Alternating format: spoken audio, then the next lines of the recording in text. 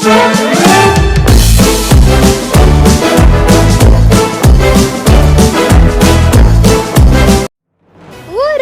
அழகான கிராமம் இருந்துச்சு. அந்த கிராமத்தோட பேரு குக்கி கிராமம்.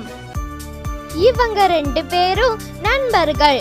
ஒரு ஆலமரத்துக்கு அடியில உட்கார்ந்து இவங்களோட கஷ்டங்கள் எல்லாம் பேசுவாங்க. இவன் பேரு ரமேஷ், இவன் மனைவி பேரு ஸ்ரீதேவி. இவங்க சின்ன வீட்ல வாழ்ந்தாலும் நல்லாவே வாழ்றாங்க. இவன் பேரு மனோஜ், இவன் மனைவி பேரு மல்லிகா. இவங்களும் சின்ன வீட்ல தான் வாழ்றாங்க, நிம்மதியா வாழ்றாங்க. இதெல்லாம் மனோஜாவே செஞ்ச பொம்மைகள். அவன் கஷ்டப்பட்டு செஞ்சாலும் அவனோட கடைக்கு ஆளே வரல. இன்னொரு பக்கம் பார்த்தா ரமேஷ் ஒரு மெக்கானிக். அவனுக்கு அந்த வேலை ரொம்பவுமே கஷ்டமா இருந்துச்சு. ஆனாலும் வீட்டுக்காக அவன் கஷ்டப்பட்டு எப்படியாவது வேலை செஞ்சான்.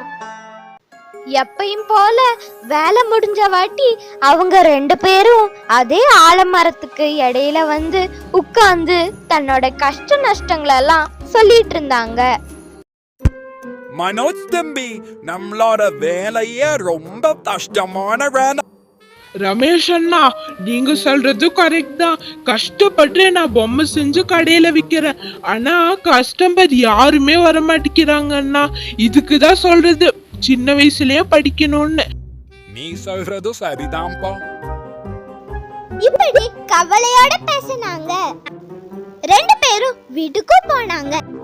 மனோஜ் வீட்டுக்கு போன உடனே அவனோட மனைவி, என்னங்க, உங்களுக்கு என்னால உதவிதான் செய்ய முடியாது. சப்போஸ் ஒரு ஐடியாவாவது கொடுக்குறேங்க. என்னன்னா, இப்பெல்லாம் வைரல் ஆகிட்டு இருக்கிறதே ரோபோட்டிக் பொம்மைங்க தாங்க. அதிகமா நம்ம நாட்டுல 2024 பயன்படுத்த ஆரம்பிச்சிட்டாங்கங்க.